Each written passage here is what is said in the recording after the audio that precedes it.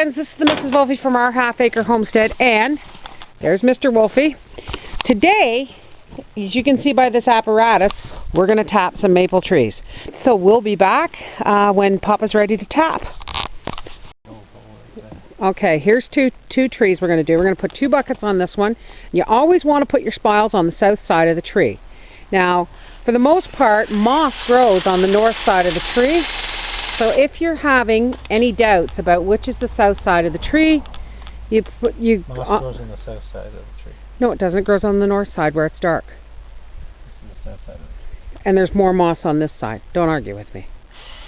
Anyway, the side of the tree that's going to get the sun for the most part of the day is say thank you to the tree. Give it a gentle tap. Thank you, Mr. Maple Tree. And we will hang a bucket on it. Still cold. Alrighty, bucket number 1. Maple syrup, here we come. As soon as the sun hits the trees, they really start to drip a lot faster. Here comes Papa with his I Am Canadian shirt and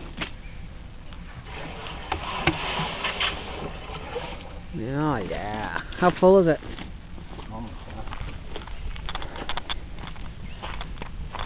There we go. Sap's half full. Well, not quite half full. Put one more bucket in it, and then we'll boil it down. Right? And then we'll do another one? Yeah.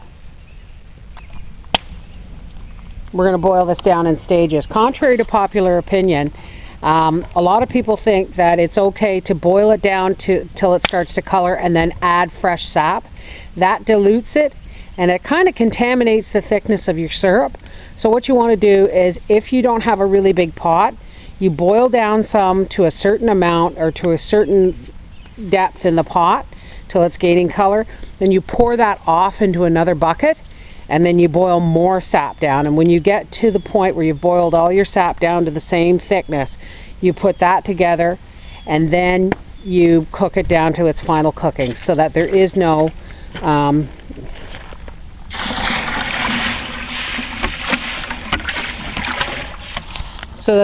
thinning out of your syrup.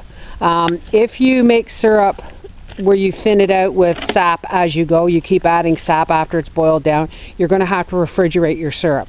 This way, you just put it in jars, put it hot in jars, and it's shelf ready. All right, we'll be back in a bit.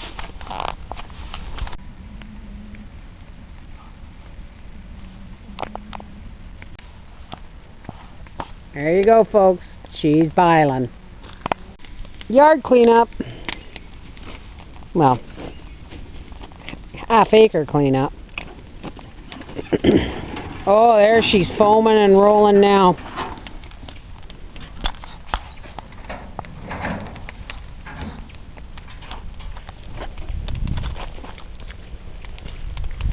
Fan some of that steam off so we can see the foam. There we go. That's a rolling boil, folks. Okay, we're putting on our second boiling of sap. This is our second harvest. Daddy's gone to get the rest. This is the first, and it's already smells like syrup, and it's already got a lovely amber color. Is when this sap has cooked down to this pot color, then we're going to combine them, and then we'll boil them down for the final boil off in the kitchen. Okay, our second pot of sap is reduced down to pretty much the same color as the first batch. Now Howie's going to pour them together so that we can finish it off. It's going to take a couple more hours, but a nice rich color of that.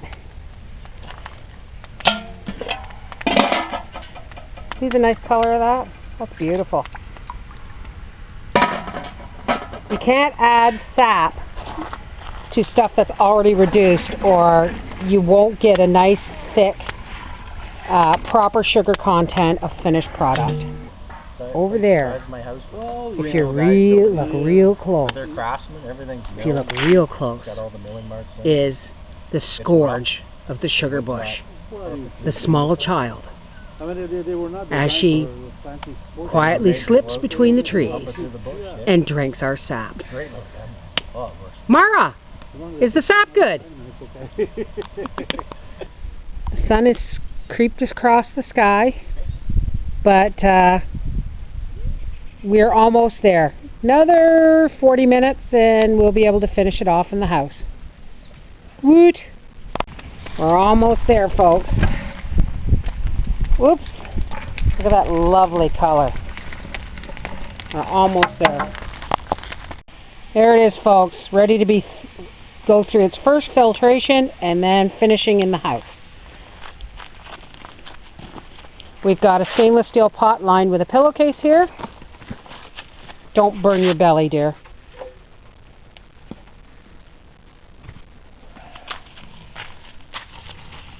Look at that color. That's gorgeous.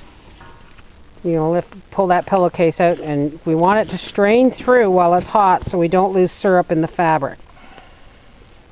This is the first straining.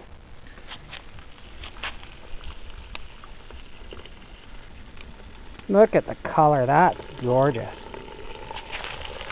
That color is just beautiful. All right, folks, we'll see you in the house when we go through the next process. She's coming to a nice rolling boil now. All right, folks. Now, this is a trick I learned when I was a young girl back in Apsley, Ontario. My neighbors, the Tuckers, made syrup every year, and this was what they did for the final purification process. They put some milk and an egg, and they scrambled her good, and they poured it in their last boil.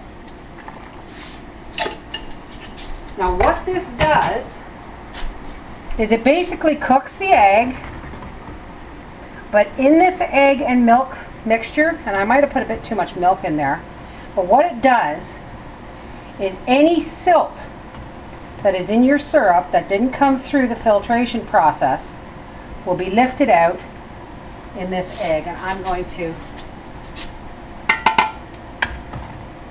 and that's what we do before we strain it. I don't know if you can see this, but there's still silt in there. The egg is not discolored from the syrup so much as it is from bits of soot. See how it brings all the impurities to the top. Look at that. Betcha didn't think about scrambling an egg into your syrup. We're just going to pour this bit back in here. And then we're going to run it through. Look at the gray.